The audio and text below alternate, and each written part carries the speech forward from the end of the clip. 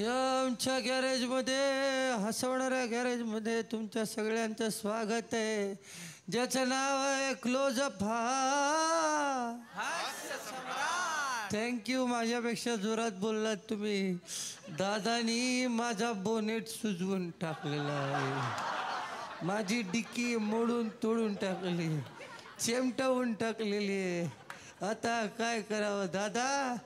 एक दोन साडे माडे म्हण तीन म्हण ना दादा. तीन म्हण. तीन. थँक्यू. आता येते पुढची गाडी दादा. ती 60 सालचं मॉडेल आहे. हां, ते आहे विदर्भातली गाडी. झांगड गुत्ता करत ती गाडी चालते खरोखर. आणि ना सुसाट गाडी आहे. फक्त काय आहे, जास्त वेळ सुरू राहिली तर जास्त तापते गाडी. येतात मिर्झा बेग.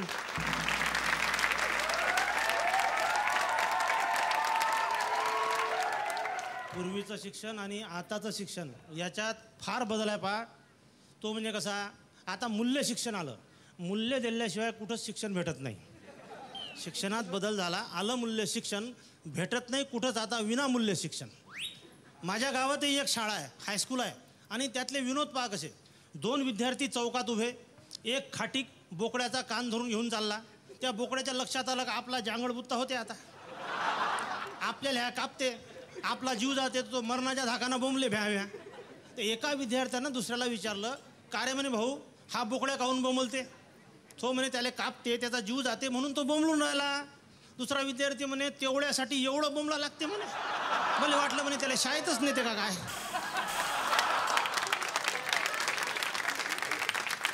आमच्या गावच्या शाळेत एक दिवस शिक्षक शिकून राहिला. त्याच शाळेत शिकवता शिकवता त्याच्या ध्यानात आलं का मागच्या बेंचवरचं एक पोरगं झोपलं आणि अक्षरशः घोरून राहिलं.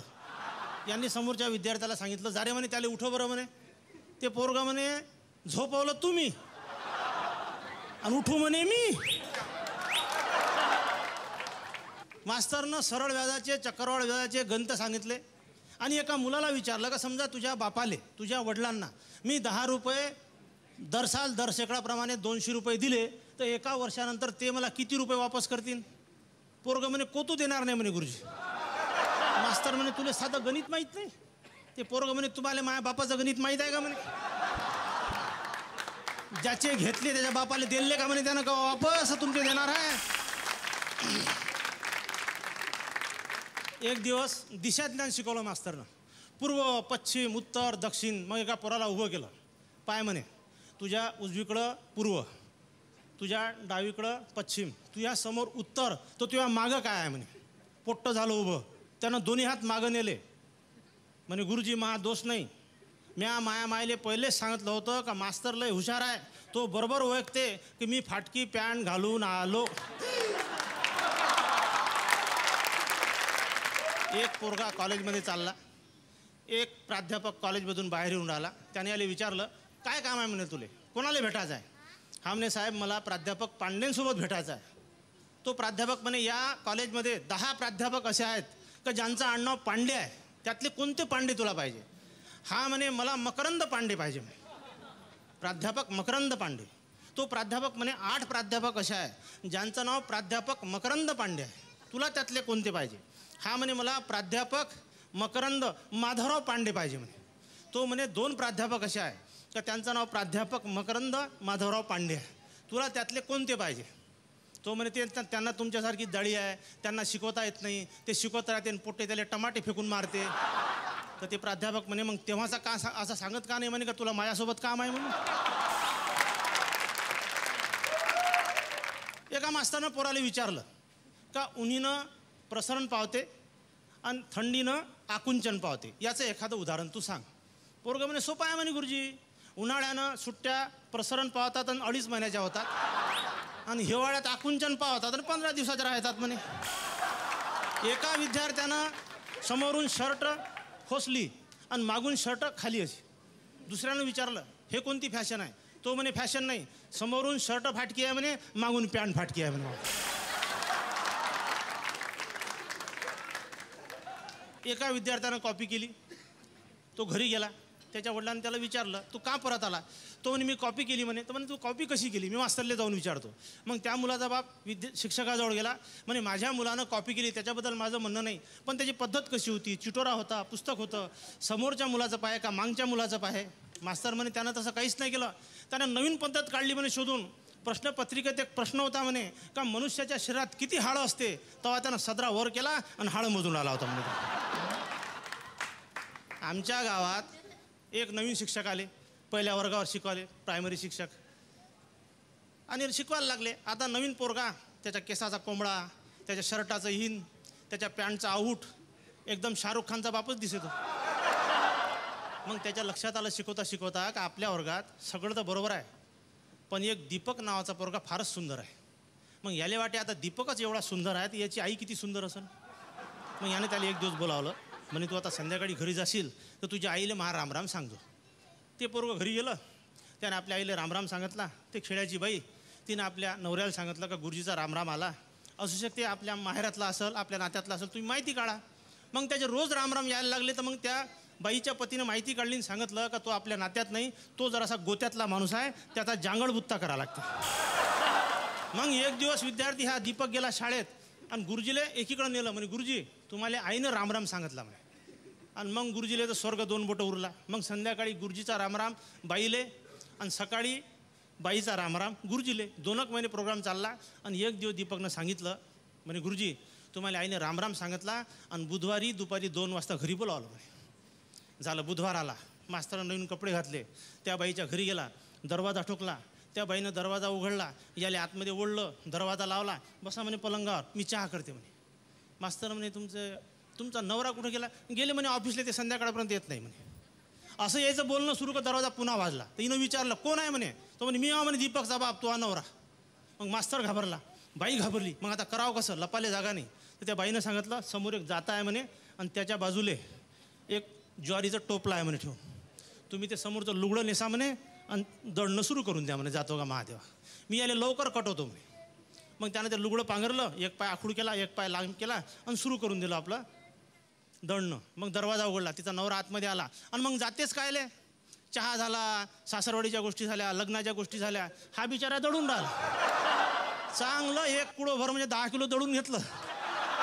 मग नवरा म्हणे आता मी चालतो म्हणे बाहेर, तो निघून गेला. मग बाईनं पुन्हा दरवाजा लावला. मास्तर म्हणे घाबरू नका. मास्तर म्हणे माझ्या सगळं लक्षात आलं म्हणे. त्यानं लुगडं फेकलं आणि तो पळाला. मग त्याचा रामराम बंद झाला. मग 15 दिवसानं दीपक पुन्हा शाळेत आला आणि मास्तरले त्यानं सांगितलं का म्हणे गुरुजी आईनं तुम्हाला रामराम सांगितला आणि शुक्रवारी दुपारी घरी बोलावलं. मास्तर म्हणे काऊन रे म्हणे भाऊ त्या दिवसचं पीठ संपलं का म्हणे.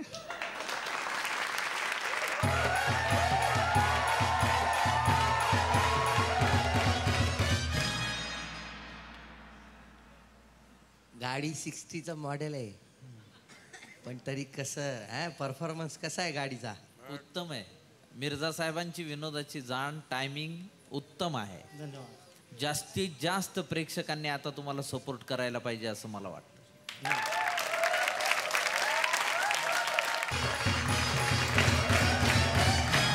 बरं दादा, पुढची जी गाडी येते ना ती आहे कोल्हापूरची गाडी. बर.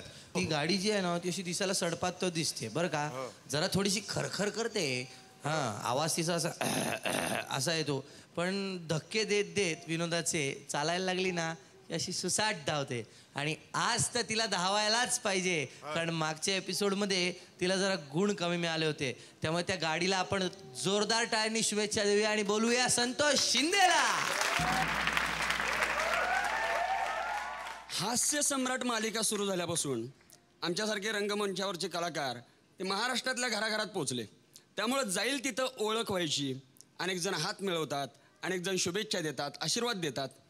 चांगल्याच रिॲक्शन भरपूर आल्या, यात काही शंका नाही. पण काही रिॲक्शन चांगल्या का वाईट हेच कळत नाही. बरं, सारेगमपवाल्यांचं बरं असतं. सारेगमपवाल्याचा एखादा कॉन्टेस्टंट मुलगा जर रस्त्यातनं जाताना तरुण मुलींना दिसला तर त्यांना व्यवस्थित रिॲक्ट होतात त्या मुली, हाय हॅलो. आणि आमच्यासारखा हास्य सम्राट एखादा कुठेतरी रस्त्यावर दिसला तर बघ हास्य सम्राट, ही रिॲक्शन. काय करायचं सांगा. ठाण्याला गेलो काही कामानिमित्तानं, तर तिथं एक मुलगी आली, अरे हास्य सम्राट हो संतोष खिल्लारे ना.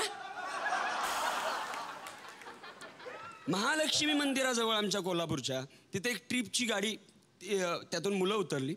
पुण्याची ट्रिप होती. मुलं मुली छान माझ्या भोवती गोळा झाले.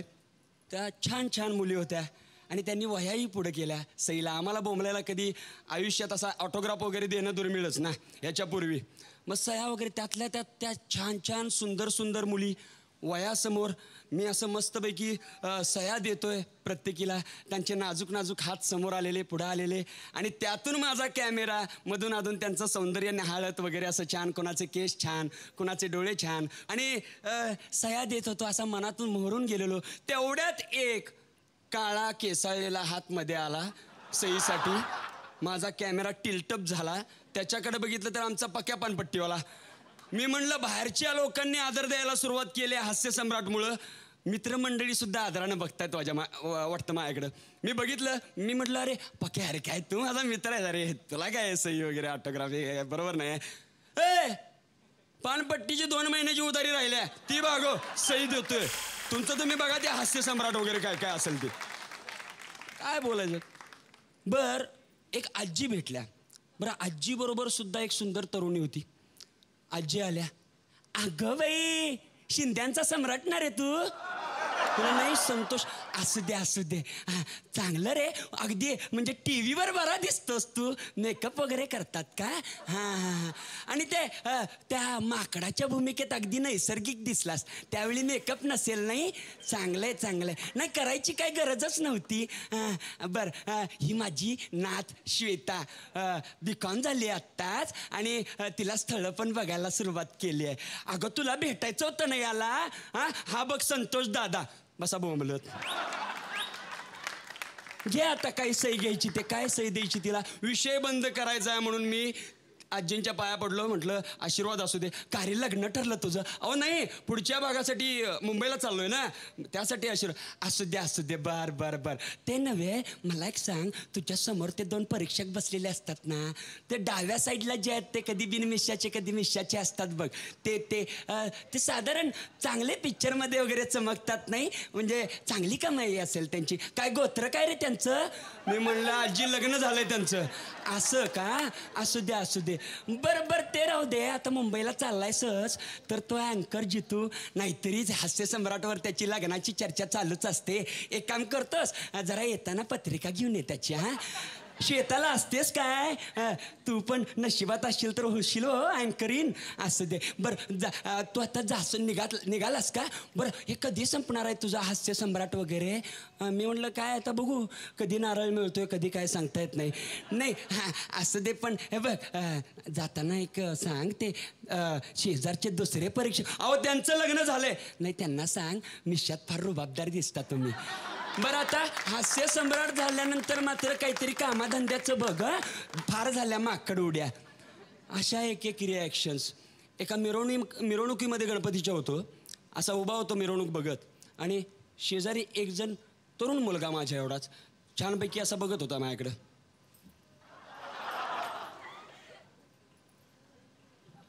हास्य सम्राटमध्ये आहेस काय. या रिॲक्शनचा अर्थ अजून शोधून बघितला काही लागलेला नाही आम्हाला. तिथून पुढे गेलो. माझ्या एका मित्रानं हाक मारली. ए संत्या काय लक्ष देना चालली. टीव्हीवर दिसायला लागला काय शानवत नाहीत माणसं. आमच्या गल्लीत वाढलायचा लक्षात ठेवा. चड्डीत आमच्याबरोबर एकत्रित खेळायचा. असलं नाटकं करत होणार नाही ते. अरे तसं नाही रे लक्ष नसणं जाणारच नाही लक्ष. आता मोठं झाल्यासारखं वाटत असेल रे तुम्हासनी. बरं ते ना तुझा पहिला प्रोग्राम बघितला. खरं काय माहिती काय संत्या भाऊ म्हणून एक सांगतो. हे बघ शिव्या देत जाऊ नको रे. शिव्या दिल्या की नाही कसं होतं इम्प्रेशन. आता आम्ही काय कोल्हापूरवाली काय आम्ही शिव्या देतोय. इम्प्रेशन खराब होतोय रे. कसं आहे माहिती रांडल्या ते इम्प्रेशन वाईट पडतं का म्हणे आपलं एवढं लक्षात ठेव. आपली कोल्हापूरची भाषा व्यवस्थित हे कर. बरं ते ना ती नारळ देतेली पोरगी तुझी मैत्री नाही काय का रे. नाही कायम तुझ्या समोर न जात्या कर तुला नारळ देत नाही म्हणून म्हटलं रे बाकी काय नाही. एक प्रसंग तर विचित्र झाला. स्टेजवर मला बोलावलं गेलं आणि तिथं भाषणबाजी सुरू झाली. या ठिकाणी आज आपल्या स्टेजवर संतोष शिंदे उपस्थित आहे त्या ठिकाणी. आणि मी सांगू इच्छितो की आज आपल्या गल्लीच्या बोर्डचं उद्घाटन आहे. मला येताना संतोष शिंदे भेटले, म्हणले SMS ची मला गरज आहे. तर मी म्हणलं काय काळजी करू नका, त्यांना गाडीत टाकलं आणि इथं आणून बसवलं. तर मी तुम्हाला सांगू इच्छितो की यांच्या आई मला एकदा म्हटल्या की आमचं पोरग नाटकं करत हिंडतंय. मी पण त्याला रस्त्यावर खेळ करताना बघितलंय. अहो पथनाट्य म्हणतात त्याला, तेच ते. तर आमचं पोरग सुधराल, इकडे लक्ष द्या. आणि आम्ही लक्ष दिलं आणि आज तो घडला आणि आज TV वर दिसतोय. तर आज तुम्हाला सगळ्यांना मतदान करायचं आहे, त्याला सगळ्यांना SMS पाठवायचे आहेत आणि हे तुम्हीच करायचे आहेत. कारण 2 दिवसाची SMS ची गरज आहे. मी 2 दिवस पुण्याला चाललोय आणि मी जाताना एवढंच म्हणेन, आमची बंदूक तुमचे खांदे, आमची बंदूक तुमचे खांदे, निवडून द्या संतोष शिंदे.